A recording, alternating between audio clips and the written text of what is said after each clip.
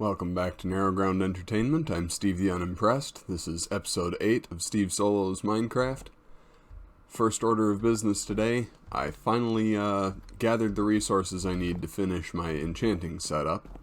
So I'm going to go downstairs and craft a few bookshelves and then come back up and finish that thing off. Well, first I'm going to have to craft the books. And that starts with paper. 3 stacks of paper, 1 stack of leather gives me 3 stacks, or 1 stack rather, of books. And then I'm going to need some wood. Let's use the dark oak.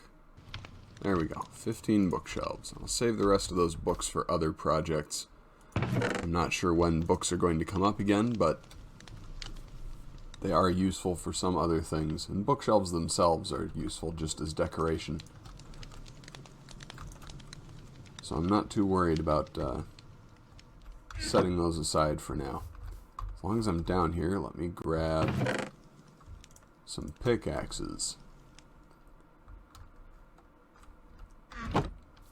Once we put these up, we'll see what enchantments show up in our enchanting table.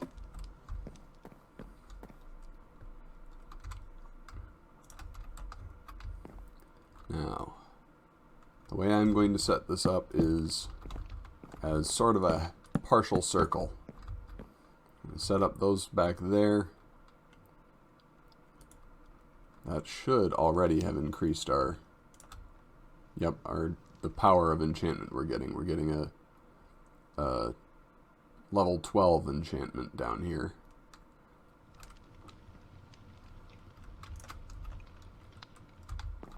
And then let's see.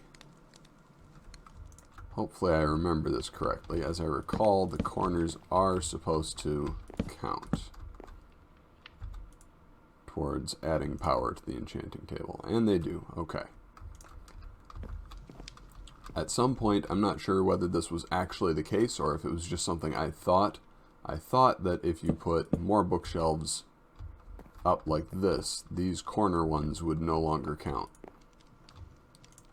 And that, wherever I got that idea from, it's clearly no longer the case, because putting those extra 2 in there, we went from level 20 to level 24. Now I've got 1 odd bookshelf out there on the corner. But that's okay, we should now, we can get level 30 enchantments. And we might actually grab that one right away, because that is the fortune enchantment that I've been talking about, and that is fortune 2. That's not as good. There. That is fortune 3, and that is the one I'm going to grab, even though it's only going to be on an iron pickaxe.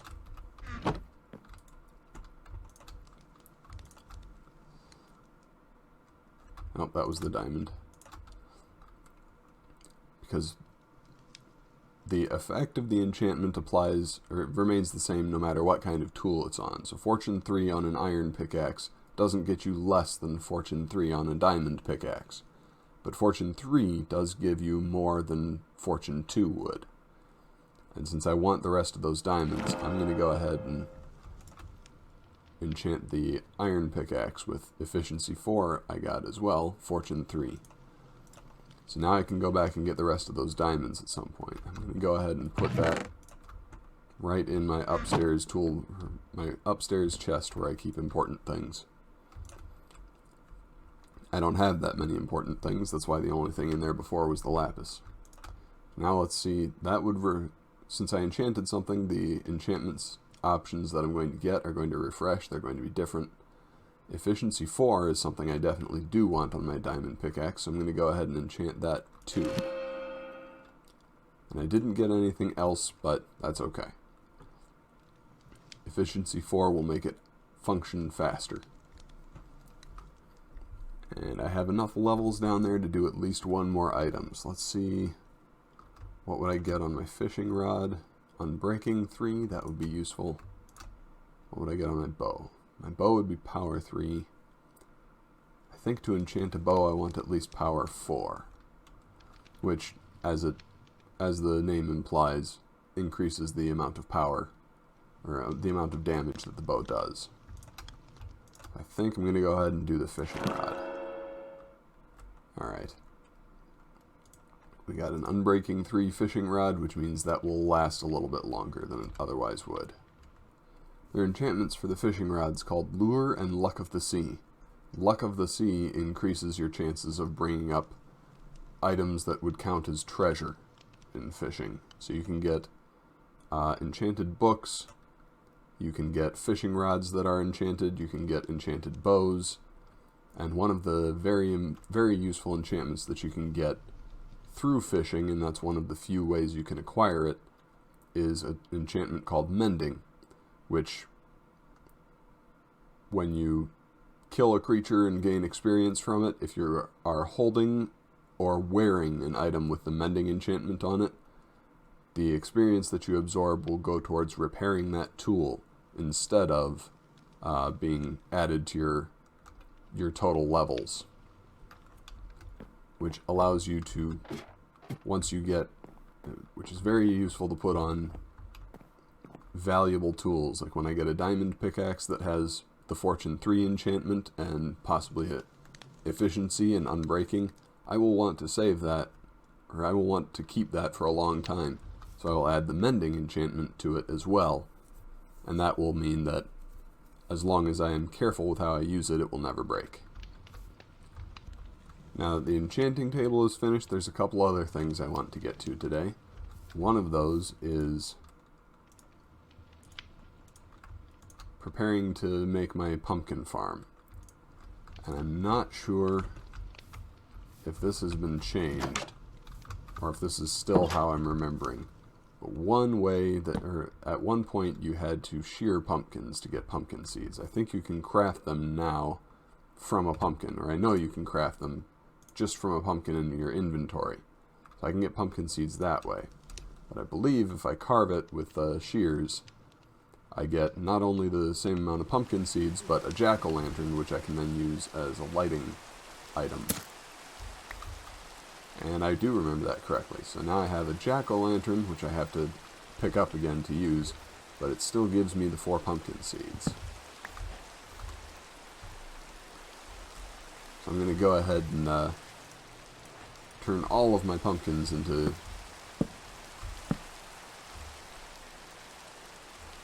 Well, I'm going to go ahead and turn all my pumpkins into carved pumpkins now. I can use those to create a lighting source. They're all facing different directions, but when I pick them up, they will have faces carved on them. Now you create a jack-o'-lantern by crafting a torch with a carved pumpkin, which you can do in your inventory. And these are a light block similar to glowstone, which I have not actually encountered yet in this series. I would have to go to the Nether, and I'm not quite ready to do that yet. But they light up the area around them when you place them down. They provide a little bit more light than torches. Not by a lot, but enough to make them worthwhile. The other thing that I used to use them extensively for when I was mining, or actually not so much mining as exploring caves, I would take these down with me and I would use them at intersections. Anywhere there were branching tunnels, I would put down a jack-o'-lantern with the face pointing towards the way out. So they're useful for exploring caves. Since then, I mainly use other systems for that now, but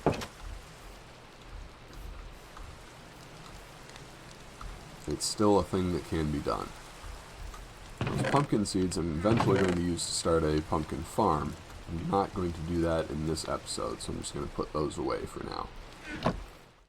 One of the next things I'm going to do today, I'm probably going to put these shears, well, no, I'll bring the shears with me. What was I thinking?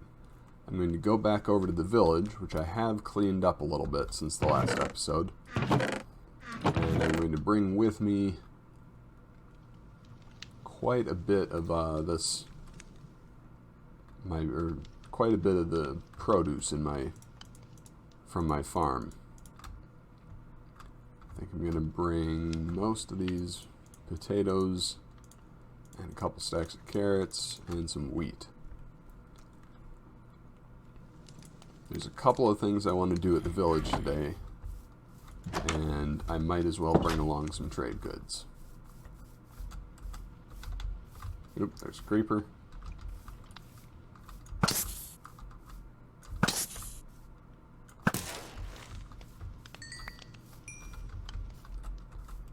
Hazards of living in the woods. Alright, I'm back in our village, which has been lit up quite a bit. And as you can see, I built a path down to this little section of farmland, which was where this farmer's workstation was. It was a pain to get him down here. I had to shove him into a boat and row him down the stairs to get him to find his way back to his workstation here. But now I am able to trade with him again. He has refreshed his trades. So now he is advancing towards the next level in his trade, and I have 21 emeralds that I didn't have before. Some of which I'm going to use to buy a new pair of iron boots. I figured as long as I have an armor smith in this village anyway, I want to increase his level in his trade as well. And I'm using iron armor at this point in the game anyway. Since I have a farm and am able to get a lot of emeralds through that, I will just buy my armor from the armor smith for the time being. Oh, I guess I'm not going to buy a pair of boots from him though, because he doesn't have those available yet. I'll buy a pair of iron leggings from him though, because mine are almost broken. The reason I corrected myself and put my shears back in my inventory was that I can use them to shear the sheep. That way I can get enough wool to make beds and that kind of thing without having to kill the sheep. Since I have some locked in the village here, that is going to be useful. One of the things I want is to increase the population of this village, and the way that what I will need to do that is to put more beds down in this village. These villagers' breeding mechanics are controlled in part by beds. There's a number of other factors that I won't go into in detail, but putting down more beds will get us more villagers who will adopt different trades, hopefully, and or different professions, and we will have other things that we can trade with them besides just carrots and potatoes and wheat. This guy already has a pumpkin trade, and if you look at that, you can see he only wants 6 pumpkins to give me an emerald, as opposed to 22 carrots. It's one of the reasons one of the reasons that you want a pumpkin and watermelon farms is that those are some of the best trades that the farmer villagers offer. I'm of two minds as to whether or not I should buy some bricks from this mason. So I would like him to go up in level and remain a mason, because masons will buy stone from you, and it's a very easy step to go from having a ton of cobblestone to having a ton of stone. And you wind up with tons of cobblestone from mining, basically no matter how you do it, unless you use a silk touch pickaxe, in which case you just wind up with stone in the first place. So I would like to be able to sell him stone. So I think I'm just going to buy a whole bunch of bricks from him. I'll even be able to buy enough to increase his level right away. Okay, we've got the update particles. See, now he will buy stone from me, which I don't have any of right now, but I can get fairly easily. My other option was to go dig up clay and sell him clay for an emerald until he unlocked that trade as well. But clay isn't a renewable resource in Minecraft. And as much as there's tons of it around in the world, I don't like running around looking for it just to trade to villagers. I might find something that I need it for eventually. I prefer to trade villagers things that I can produce infinitely if I need to, like potatoes. I know we have a weaponsmith villager around here somewhere, so where did he go? There's the weaponsmith. Alright, the weaponsmith will buy coal from us, and he will sell us an iron sword with sharpness 2 and knockback 1. And I think I'm going to go ahead and take that trade too. Because as you can see down here, my iron sword is almost broken. It's probably questionable decision making to even come out to the village with that. The next thing I want to do out here at the village today, after shearing these sheep again, is tame a horse. To tame a horse in Minecraft, what you do basically is jump on its back until it stops kicking you off.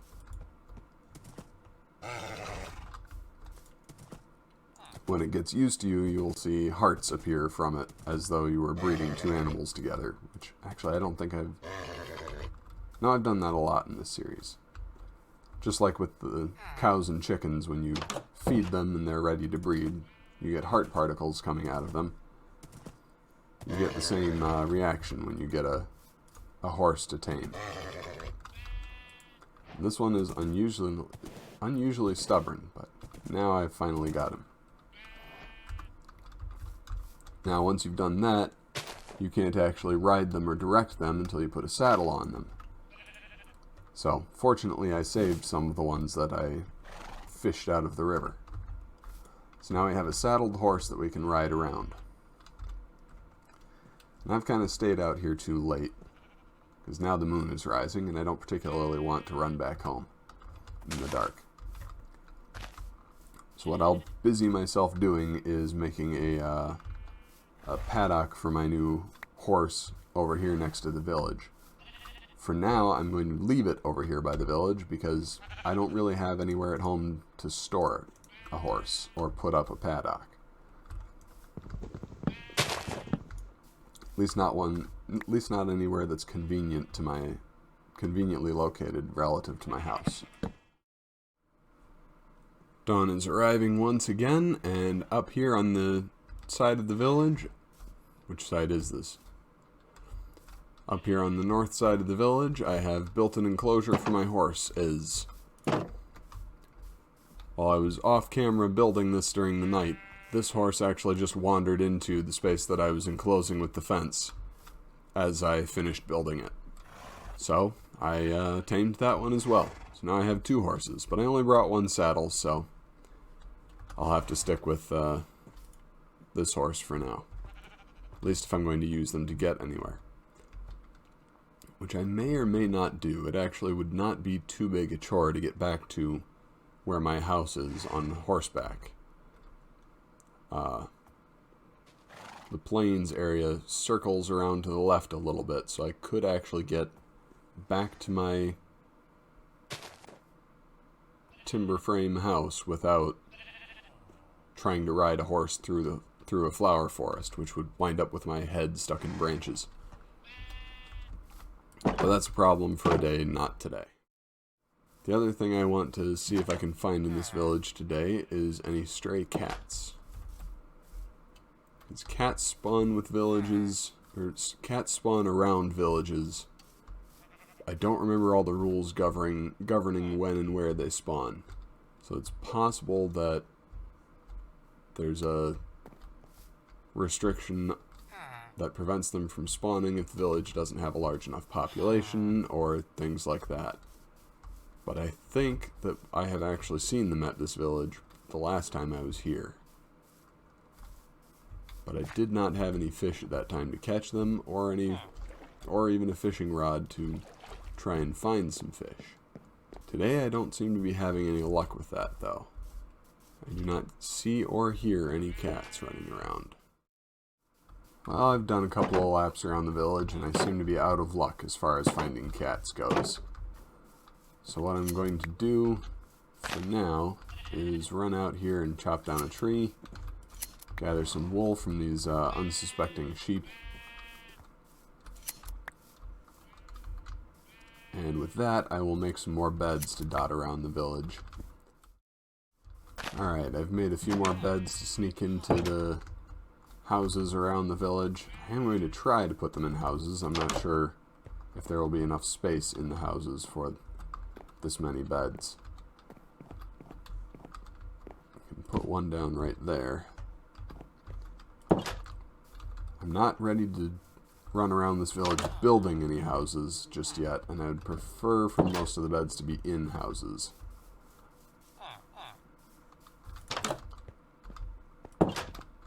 Not just because it makes more logical sense, but it also makes things a little bit easier if we ever decide to do any pillager raids here.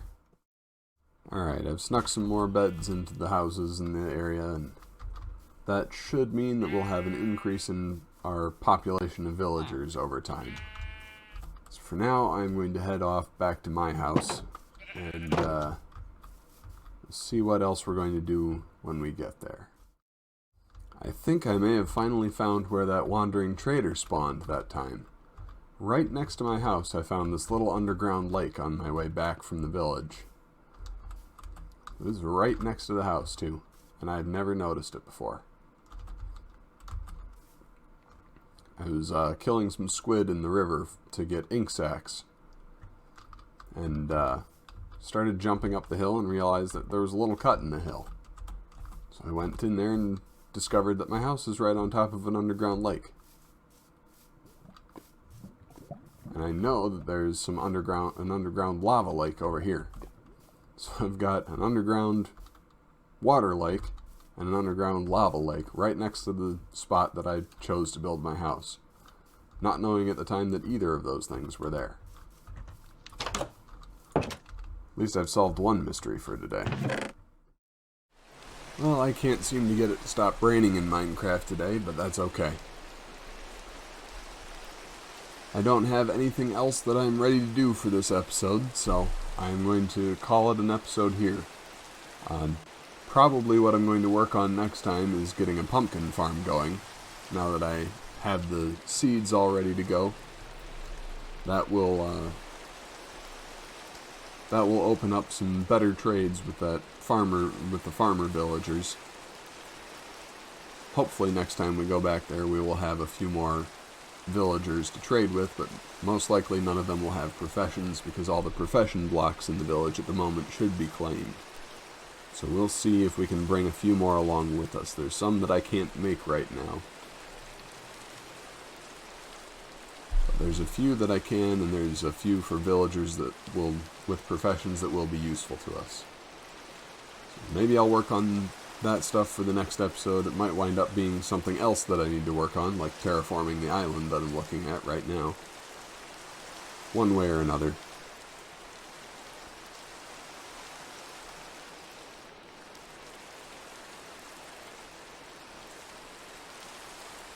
Thank you for watching. Hit the like button if you did, subscribe to see more episodes, and if you want to help my channel grow, be sure to share it with your friends. Goodbye and God bless.